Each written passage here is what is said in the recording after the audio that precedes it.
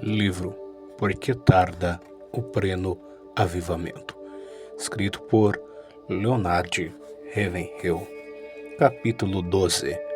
Uma igreja pródiga em um mundo pródigo. Quem fizer um exame geral da igreja hoje ficará a perguntar-se se quanto tempo o nosso Deus Santo ainda vai se segurar para não vomitar essa Laodiceia de sua boca. Se há uma coisa em que todos os pregadores estão de acordo, é que esta é a era da igreja de Laodiceia. E apesar de estar suspensa sobre nossa cabeça a espada de Damocles da rejeição divina, nós, os crentes, somos preguiçosos, amantes das comodidades e sem amor, pois embora nosso misericordioso Deus perdoe nossos pecados, purifique nossa iniquidade e se compadeça de nossa ignorância, o fato é que nosso coração morno é uma abominação para Ele. Temos de ser quentes ou frios, ardorosos ou congelados, ou estamos ardendo de fogo espiritual, ou somos refúgio. Deus abomina a falta de amor e de calor. Nos dias atuais, Cristo está sendo ferido na casa de seus amigos. O livro de Deus hoje sofre mais nas mãos de seus expositores do que nas mãos de seus opositores. Somos descuidadosos no emprego de textos das Escrituras. Interpretamos-los de forma distorcida e lenta demais para nos aprimorarmos de suas incomensuráveis riquezas. Um pregador defende a inspiração da Bíblia com fala eloquente e espírito fervoroso, usando todo o seu vigor e energia, mas instantes depois, esse mesmo pregador, com uma calma mortal, começará a racionalizar essa mesma palavra inspirada com declarações contundentes. Esse texto não tem aplicação em nossos dias. E assim a fé ardorosa de um crente novo se esfria com um jato de água gelada que vem da incredulidade do pregador. Somente a igreja pode agravar o santo de Israel, e em nossos dias ela demonstra uma habilidade incomum nisso. Se existem níveis de morte espiritual, então um nível mais baixo que conhece é pregar sobre o Espírito Santo, sem ter a unção do Espírito. Quando oramos, cometemos a imperdoável arrogância de suplicar que o Espírito venha a nós com sua graça, mas não com seus dons. Vivemos dias em que o Espírito tem sido reprimido ou relegado a segundo plano, até mesmo nos círculos fundamentalistas. Precisamos declarar que queremos ver cumprida a escritura de Joel 2. Pode ser que até clamemos: derrama teu Espírito sobre toda a carne, Senhor. Mas ao mesmo tempo, colocamos aí uma cláusula não expressa: mas não deixe que nossas filhas profetizem, nem que nossos jovens tenham visões. Ó Deus, se em nossa cultivada incredulidade e nesse nosso crepúsculo teológico e impotência espiritual temos entristecido e continuamos a entristecer o Espírito Santo, então, por misericórdia, vomita-nos da tua boca. Se não puderes fazer nada por nosso intermédio, nem em nós, então, ó Deus, faze-o sem nós. Passa de largo por nós e assume para ti um povo que hoje não te conhece. Salva-o, santifica-o e reveste-o com o poder do Espírito Santo para realizar um ministério na esfera do sobrenatural. Depois envia-o ao mundo formoso como a lua, puros como o sol, formidáveis como um exército com bandeiras, para reavivar esta igreja enferma que está aí e abalar este mundo que se acha atolado no pecado. Pensemos um instante no seguinte: Deus não tem mais nada para nos dar. Ele já deu seu Filho unigênito para a salvação dos pecadores. Colocou a Bíblia ao alcance de todos os homens. Enviou o Espírito Santo para convencer o mundo do pecado e revestir a igreja de poder. Mas de que vale um talonário de cheques se todos eles estiverem em branco, sem assinatura? Da mesma forma, que valor tem um culto, mesmo que seja de uma igreja fundamentalista, se o Deus vivo não estiver presente a ele? Temos de saber manejar corretamente a palavra da verdade. O versículo "Eis que estou à porta e bato", Apocalipse 3:20, não é dirigido a pecadores por um Salvador que aguarda permissão para adentrar o coração. Não. A figura aí é da triste imagem do Senhor à porta da igreja de Laodiceia, querendo entrar nela. Imagine só tal situação. O texto mais lido nas reuniões de oração é: "Porque onde estiverem 2 ou 3 reunidos, em meu nome, ali estou no meio deles." Mas na maioria dos casos, ele não está no meio. Está à porta. Cantamos louvores a ele, mas rejeitamos sua pessoa. Pegamos uma porção de comentários e nos apoiamos nas notas de margem de nossa Bíblia. E assim como que nos imunizássemos contra as ardentes verdades da imutável Palavra de Deus. Não se espante muito com a paciência que Deus tem com os pecadores, com homens de coração endurecido. Afinal, qualquer um tem paciência com uma pessoa cega e surda, e os pecadores nada mais são que cegos e surdos. Mas fico abismado com a paciência que ele tem com essa igreja egoísta, entorpecida, preguiçosa de hoje. O grande problema de Deus é que o mundo pródigo convive com uma igreja pródiga. E crentes cegos, falidos e arrogantes somos. Estamos nus e não nos damos conta disso. Somos ricos.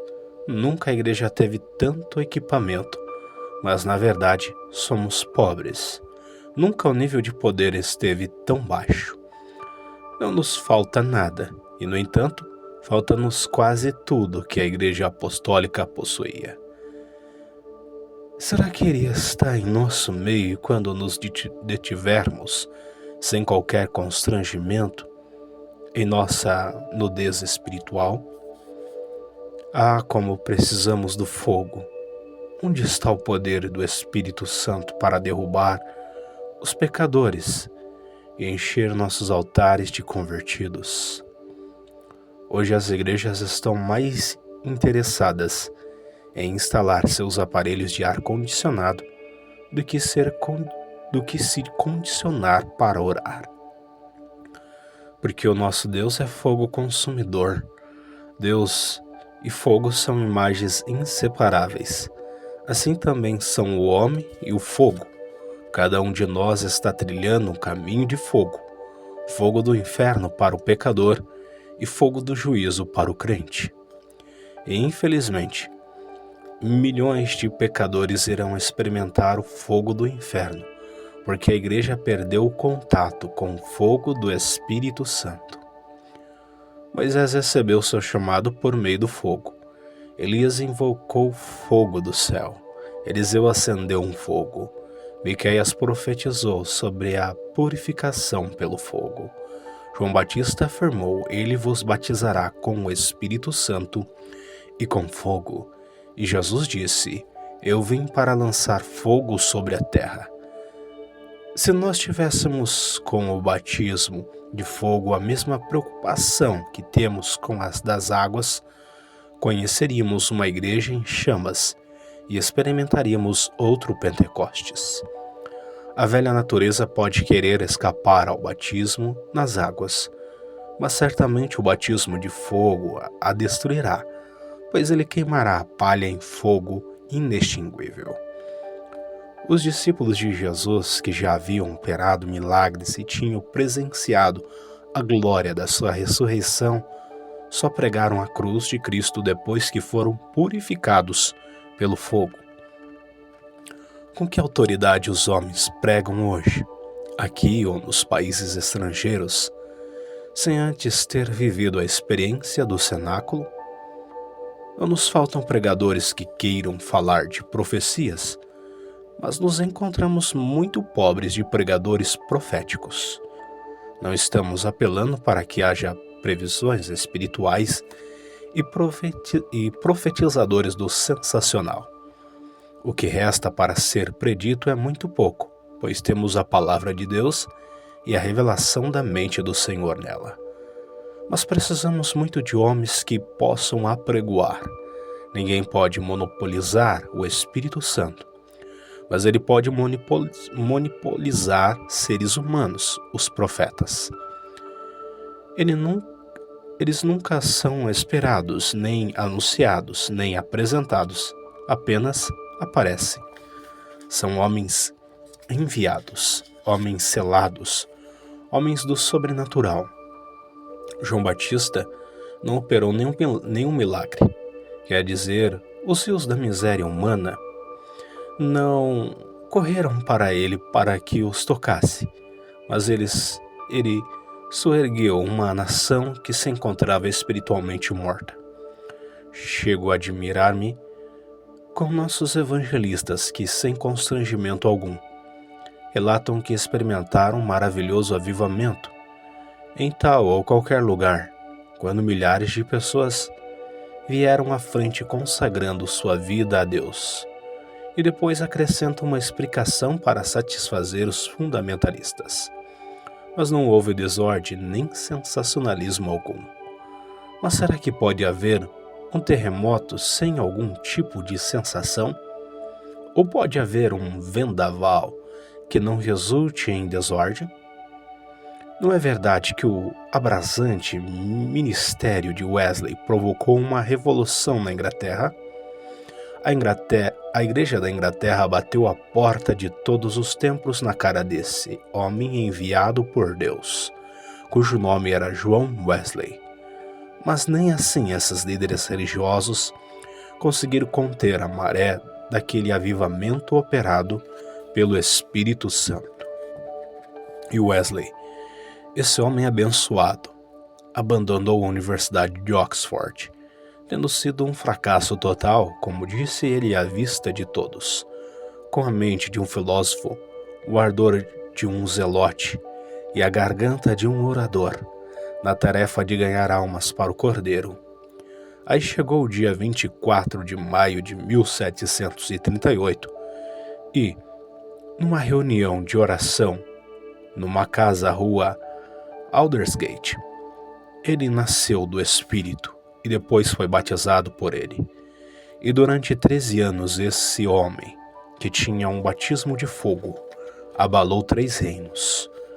O mesmo havia acontecido a Savonarola, que abalou a cidade de Florença, na Itália, a ponto de o rosto desse monge louco tornar-se um terror para os florentinos e motivo de chacota para os fanáticos papistas.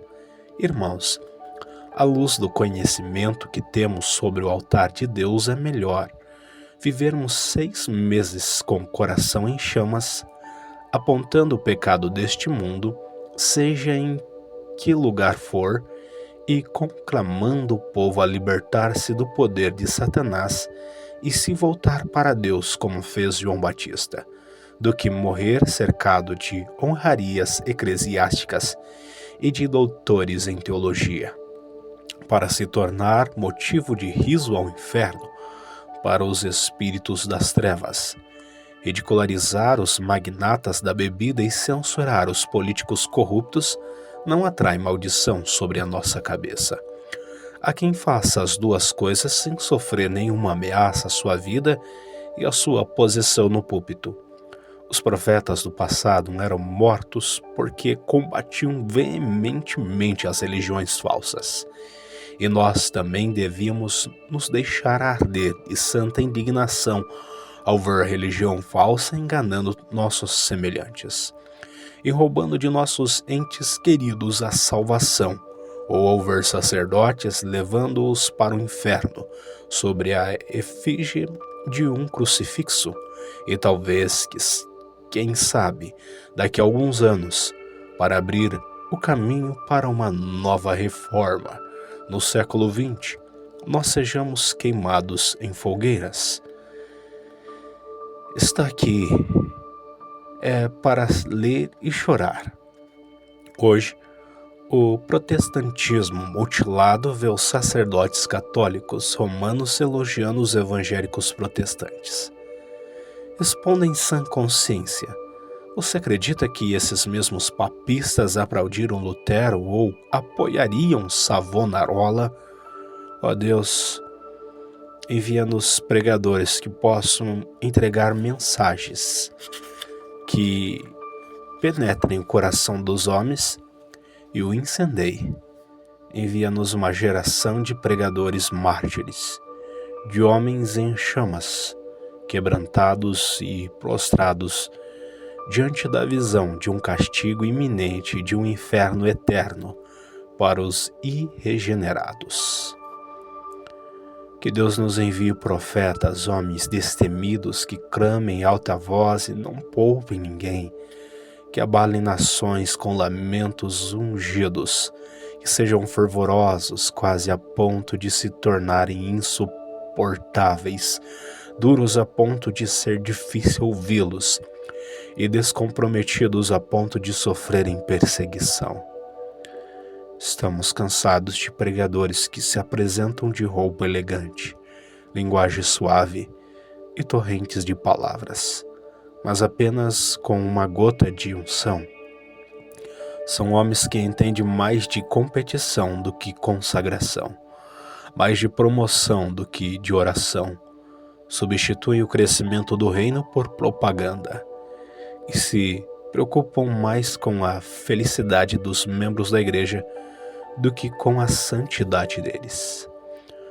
Comparados com a igreja neotestamentária, achamos-nos tão abaixo do normal.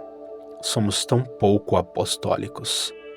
Em muitos casos, a sã doutrina está fazendo muita gente dormir, pois a letra não basta. É preciso que ela esteja inflamada. O que dá vida à letra, o que dá vida é a letra mais o espírito. Um bom sermão expresso numa gramática perfeita, com uma interpretação irrepreensível, pode ser tão sem gosto como uma colherada de areia na boca. Se quisermos paralisar o comunismo e desmantelar a igreja romana, precisamos de uma igreja batizada com fogo. Moisés foi atraído por uma sarça ardente.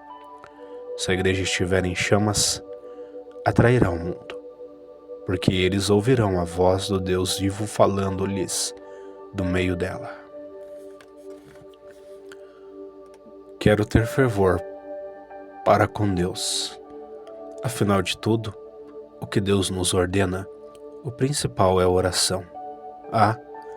Como desejo ser um homem de oração. Henry Martí. O amor arde como fogo e sobrevive à base de calor. O ar que a verdadeira experiência cristã respira e o pão de que ela se alimenta são feitos de chama. E ela suporta qualquer coisa menos uma chama fraca. E quando a atmosfera que a cerca é fria ou morna, morre congelada ou amíngua. Não há oração verdadeira sem chamas. Bonds. Quem me dera ter grande paixão pelas almas.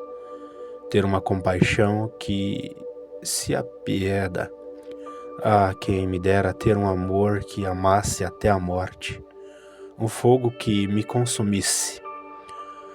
Quem me dera ter o poder da oração vitoriosa, que se derrama em favor dos perdidos. Uma oração vitoriosa em nome daquele que venceu. Ah, quem nos dera um Pentecostes. Ame Carmichael.